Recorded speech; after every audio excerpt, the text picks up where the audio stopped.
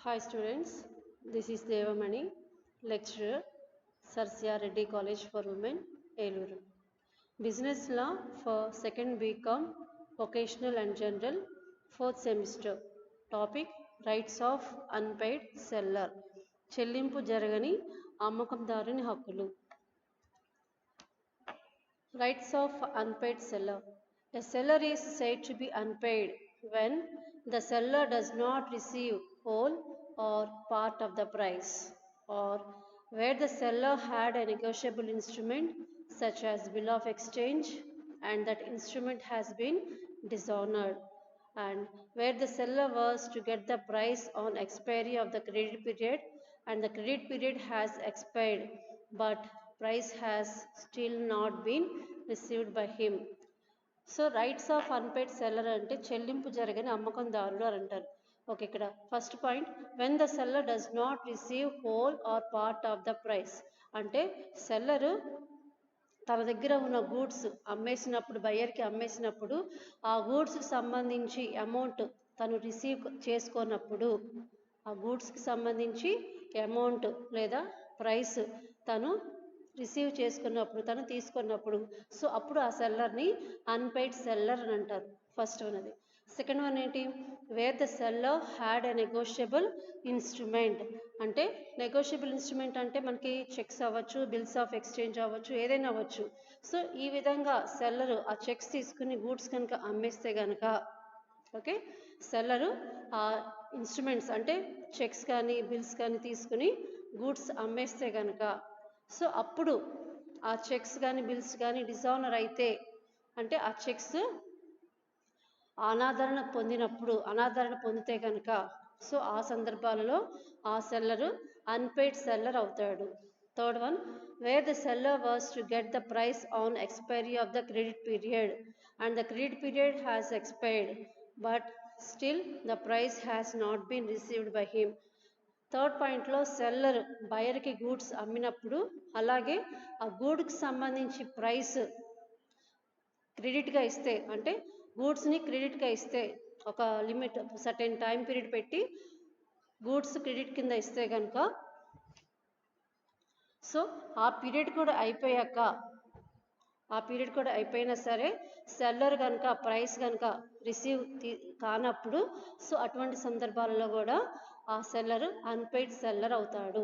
Okay, ఈ 3 సిచ్యువేషన్స్లో seller unpaid seller అవుతాడు. ఫస్ట్ పాయింట్ ఏంటి, సెల్లర్ గూడ్స్ అమ్మేస్తాడు కానీ గూడ్కి సంబంధించిన ప్రైస్ ఏ ప్రైస్ కూడా రిసీవ్ చేసుకున్నప్పుడు.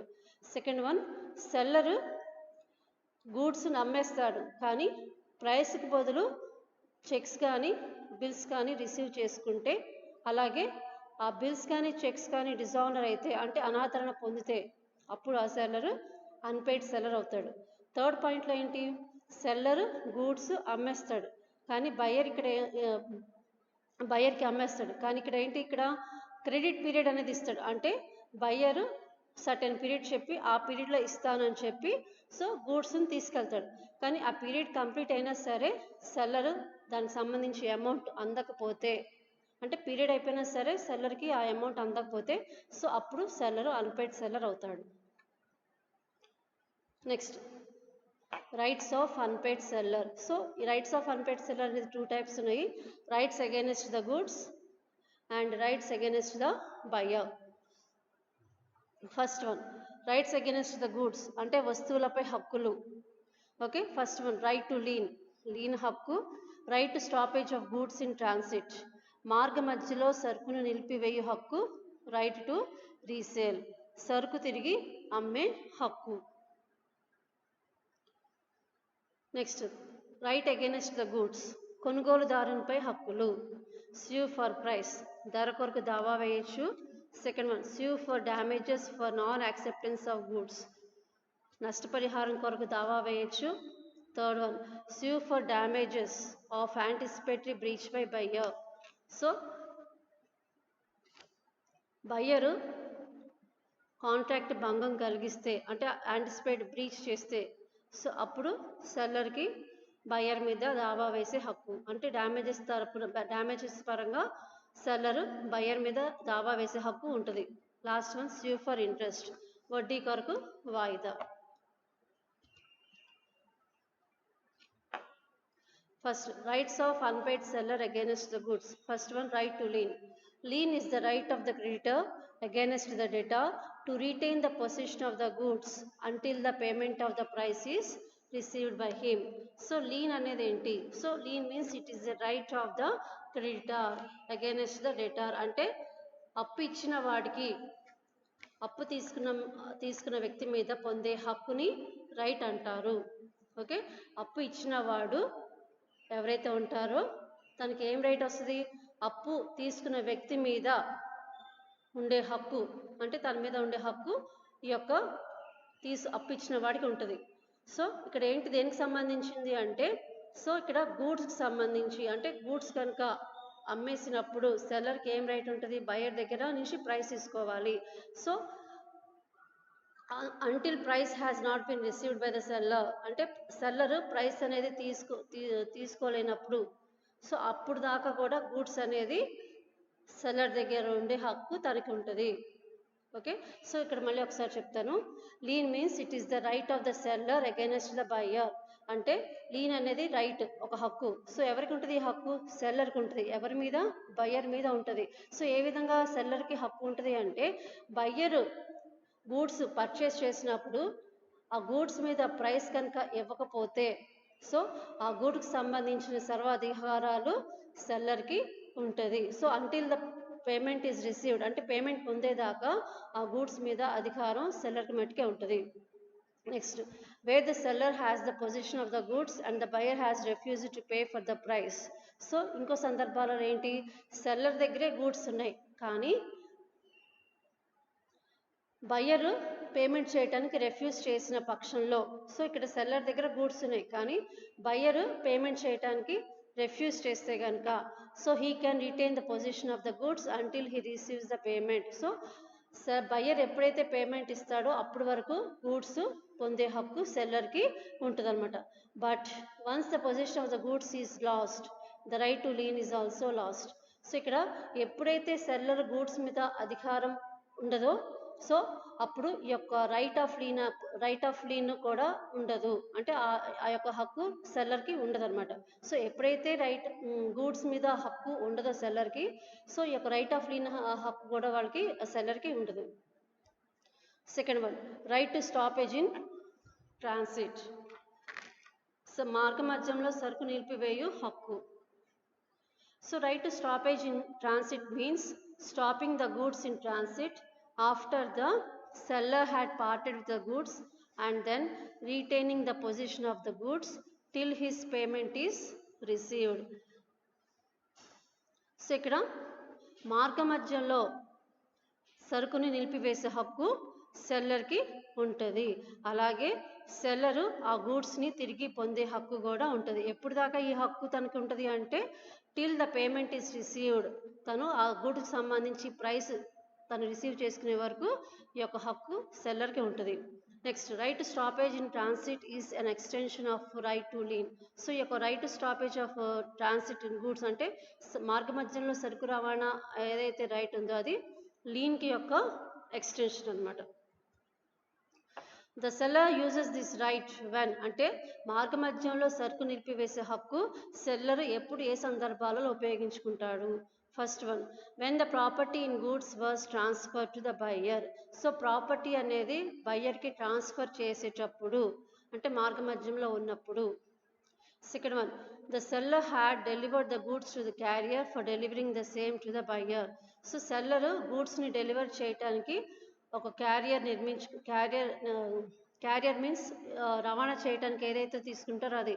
సో మార్గ మధ్యంలో ఉన్నప్పుడు కూడా గూడ్స్ రవాణా చేసేటప్పుడు కూడా ఈ యొక్క రైట్ని తను ఉపయోగించుకోవచ్చు. Before the goods reach the buyer. So buyer చెంతకి గూడ్స్ ఇంకా చేరకముందే ఈ యొక్క రైట్ను తను ఉపయోగించుకోవచ్చు. Fourth one, the buyer becomes insolvent. So ఎప్పుడైతే బయ్యర్ ఇన్సాల్వెంట్ అని డిక్లేర్ చేస్తారో అప్పుడు కూడా ఈ యొక్క రైట్ సెల్లరు ఉపయోగించుకోవచ్చు. And the third one, right to resale, సరుకును తిరిగి అమ్మే హక్కు. సో ఈ యొక్క రైట్స్ అన్ని ఎవరికి ఉంటాయి? సెల్లర్కి బయ్యర్ మీదే ఉండే హక్కులు. First, right to resell the goods by the unpaid seller can be exercised when the goods are of perishable nature. No notice of resale is required when goods are perishable. So సరుకు తిరిగి అమ్మే హక్కు సెల్లర్కి ఎప్పుడు వస్తుంది అంటే ఒకవేళ goods కనుక perishable అయితే అంటే గూడ్స్ కనుక ఇమీడియట్గా చెడిపోయేవైతే కనుక సో అటువంటి సందర్భాలలో బయ్యర్కి ఎటువంటి నోటీస్ ఇవ్వకుండా ఆ గూడ్స్ని రీసేల్ చేసే హక్కు సెల్లర్కి ఉంటుంది. Second one, where the seller has exercised his right to lien or stoppage in transit out it get not his price. Now the seller can give notice of resale to the buyer. So seller right of lien ఉపయోగించుకున్న అలాగే right to stoppage of transit in goods ఈ రెండు హక్కులను ఉపయోగించుకున్నా కూడా తనకి price అందనప్పుడు అంటే పైన చెప్పిన 2 రైట్స్ ఏవైతే ఉన్నాయో ఆ 2 రైట్స్ ఉపయోగించినా సరే అయినా సరే తను ప్రైస్ రిసీవ్ చేసుకున్నప్పుడు సో ఈ యొక్క రైట్ టు రీసేల్ అనేది తను ఉపయోగించుకోవచ్చు. Third one, where the seller expressly reserves a right to resale in case of default by the buyer. So ఇక్కడ థర్డ్ పాయింట్లో బయ్యర్ కనుక డిఫాల్ట్ చేస్తే ఏదైనా తప్పిదం చేస్తే కనుక సెల్లర్ తను ఈ యొక్క రైట్ని ఉపయోగించుకోవచ్చు. సో అది కూడా ఇన్ఫార్మ్ చేసి బయ్యర్కి ఇన్ఫార్మ్ చేసి ఈ యొక్క హక్కుని తను ఉపయోగించుకోవచ్చు. సో ఇది right against the goods. So first one right to lean, right to stoppage in goods in transit, right to resale. Next, rights of unpaid seller against the buyer. First one, sue for price, ధర కొరకు దావా. Section 55, where property has passed to the buyer but the buyer wrongfully neglects or refuses to pay the price, the seller may sue the buyer for the price. The seller can sue the buyer no matter even if the goods had not been delivered to him. So sue for price అంటే ధర కొరకు దావా అనేది ఎప్పుడు వేస్తారు అంటే where the property has been transfer to the buyer. So goods అనేది ఎప్పుడు బయ్యర్ చెంతకు చేరినా అంటే బయ్యర్ చెంతకు చేరినా అలాగే బయ్యర్ ఆ గూడ్స్ సంబంధించి ప్రైస్ పే చేయడానికి నిరాకరించిన సెల్లర్ ఈ యొక్క రైట్ని ఉపయోగించుకోవచ్చు. సో ఇక్కడ బయ్యర్ మీద బయ్యర్ మీద ఏ హక్కు ఉంటుంది అంటే గూడ్స్ సంబంధించి ప్రైస్ గురించి దావా వేసే హక్కు తనకి ఉంటుంది. అలాగే the seller can sue the buyer no matter even if the goods has not been delivered to him. So ఇక్కడ సెల్లర్కి బయ్యర్ మీద దావా వేసే హక్కు ఉంటుంది, అయినా సరే గూడ్స్ అనేది డెలివర్ చేయకపోయినా సరే ఈ యొక్క హక్కు సెల్లర్కి ఉంటుంది. Second one, section 55 of 2, wear the property has not passed. So పైన ఫస్ట్ పాయింట్లో ఏంటి, గూడ్స్ అనేది డెలివర్డ్ అయిపోయి బయ్యర్ పేమెంట్ చేయడానికి రెఫ్యూజ్ చేస్తే అప్పుడు సెల్లర్ ఆ రైట్ని ఉపయోగించుకోవచ్చు. ఏ రైట్, స్యూ ఫర్ ప్రైస్ అంటే ధర గురించి దావా వేసుకునే హక్కు తనకు ఉంటుంది. అలాగే ఇక్కడ గూడ్స్ అనేది బయ్యర్కి చేరకపోయినా కూడా సెల్లర్ యొక్క హక్కుని ఉపయోగించుకోవచ్చు. సెకండ్ పాయింట్లో ఏంటి, wear the property has not passed. So ఇక్కడ గూడ్స్ అనేది బయ్యర్కి చేరకపోయినా సెల్లరు యొక్క హక్కును ఉపయోగించుకోవచ్చు. ఏ సందర్భాలలో అంటే first one, the property in goods has not passed to the buyer. So property అనేది బయ్యర్ చెంతకు చేరకపోయినా అలాగే the buyer was to pay the price on a specific day. So buyer ఒక పర్టికులర్ డేన పేమెంట్ చేస్తారని చెప్పినా సరే. అలాగే third one, delivery of goods was not a condition. So ఇక్కడ ఎటువంటి కండిషన్స్ లేకపోతే, ఇక్కడ కండిషన్స్ ఏంటిది, గూడ్స్ డెలివరీ చేయాలని కండిషన్ లేకపోయినా సరే and the buyer wrongfully neglects or refuses to pay the price, buyer payment చేయడానికి నిరాకరించినా సరే అటువంటి సందర్భాలలో సెల్లరు బయ్యర్ మీద దావా వేసే హక్కు ఉంటుంది. Second one, sue for damages, నష్టపరిహారం కోసం దావా. Wear the buyer refuses to accept and pay for the goods, the seller may use him for damages for non-acceptance of the goods. So ఎప్పుడైతే buyer payment చేయటానికి గూడ్కి సంబంధించి payment చేయటానికి అలాగే గూడ్స్ని accept చేయటానికి refuge చేస్తాడో ఓకే, ఎప్పుడైతే బయ్యరు పేమెంట్ చేయటానికి అలాగే గూడ్స్ని యాక్సెప్ట్ చేయటానికి రిఫ్యూజ్ చేస్తాడో అప్పుడు సెల్లర్కి ఏం హక్కు ఉంటుంది అంటే డ్యామేజెస్ కోసం దావా వేసే హక్కు తనకి ఉంటుంది. Next, the measure of damages is the estimated loss that results from the breach of the contract by the buyer. So ఇక్కడ డ్యామేజెస్ అనేది ఎలా ఎస్టిమేట్ చేస్తారు అంటే based upon the loss estimated, అంటే సెల్లర్ తను ఎంతవరకు నష్టపోయాడో దాన్ని డిపెండ్ చేసుకుని డ్యామేజెస్ మెజర్ చేస్తారు. As a general rule, the measure of damages is the difference between the contract price and the price existing at the time of committing the breach. So జనరల్గా damages ఎలా measure చేస్తారు అంటే, so it is the difference between the contract price, అంటే contract ఎప్పుడైతే ఏర్పాటు చేసుకున్నారో అప్పుడు ఉన్న ధర మరియు కాంట్రాక్ట్ ఎప్పుడైతే బ్రీచ్ చేశారో సో అప్పుడున్న యొక్క ధర యొక్క వ్యత్యాసమే డ్యామేజెస్ని మెజర్ చేస్తారు. Third one, sue for damages of anticipatory breach by buyer. So where the buyer repudiates the contract before the due date, the seller may, అంటే ఇక్కడ కాంట్రాక్ట్లో ఏర్పాటు చేసుకున్న డ్యూ డేట్ కన్నా ముందే బయ్యర్ గూడ్స్ని రిసీవ్ చేసుకోవటానికైనా పేమెంట్ చేయటానికైనా నెగ్లెక్ట్ చేస్తే కనుక, so first సెల్లర్కి ఏం హక్కు ఉంటుంది అంటే ఇక్కడ either treat the contract as rescinded and sue for damages for anticipatory breach. So అప్పుడు సెల్లర్కి ఏం రైట్ ఉంటుంది, కాంట్రాక్ట్ క్యాన్సిల్ చేసి డ్యామేజెస్ని క్లెయిమ్ చేయొచ్చు. ఓకే, ఇక్కడ ఫస్ట్ ఇక్కడ ఈ పాయింట్లో ఏంటంటే బయ్యర్ డ్యూ డేట్ కన్నా ముందే పేమెంట్ చేయటానికైనా గూడ్స్ని యాక్సెప్ట్ చేయటానికైనా రిఫ్యూజ్ చేస్తే కనుక సెల్లర్కి ఏం రైట్ ఉంటుంది అంటే కాంట్రాక్ట్ని క్యాన్సిల్ చేసుకుని అలాగే సో కాంట్రాక్ట్ క్యాన్సిల్ తను నష్టపోయినందుకు డ్యామేజెస్ని బయ్యర్ దగ్గర నుంచి క్లెయిమ్ చేసుకోవచ్చు. The second one, he may wait till the due date and then repudiate the contract on the due date. So second పాయింట్లో ఏంటంటే డ్యూ డేట్ దగ్గర వెయిట్ చేసి దెన్ డ్యూ డేట్ వచ్చాక అప్పుడు కాంట్రాక్ట్ని క్యాన్సిల్ చేసుకోవచ్చు. So this is the sue for damages of anticipatory breach by the buyer. And the last one, sue for interest, section 61 of 2. So ఏంటి, వడ్డీ కొరకు దావా. So the seller may sue the buyer for interest amount on the price from the date when the payment was due. So ఇక్కడ seller buyer మీద దావా వేయచ్చు. దేనికి సంబంధించి అంటే ఇంట్రెస్ట్కి సంబంధించి దావా వేయచ్చు. సో ఇంట్రెస్ట్ అనేది ఎలా చేస్తారు అంటే ఎలా క్యాల్కులేట్ చేస్తారు అంటే ఎప్పుడైతే పేమెంట్ చేయడానికి ఏ రోజు నుంచి అయితే పేమెంట్ చేయలేదో ఆ రోజు నుంచి క్యాల్కులేషన్ చేసి సో ఇంట్రెస్ట్ అనేది క్లెయిమ్ చేస్తారు. If the buyer does not pay the price in time and wrongfully delays the payment, the court may award interest on price. So ఎప్పుడైతే బయ్యర్ పేమెంట్ చేయటానికి డిలే చేసినా అంటే time up to date time ప్రకారం payment చేయకపోయినా అలాగే payment చేయటానికి delay చేసినా సరే సో కోర్ట్ ఏమి తీర్పిస్తుంది, ఇంట్రెస్ట్ క్లెయిమ్ చేయమని తీర్పు అనేది ఇస్తుంది అనమాట. So this is about for the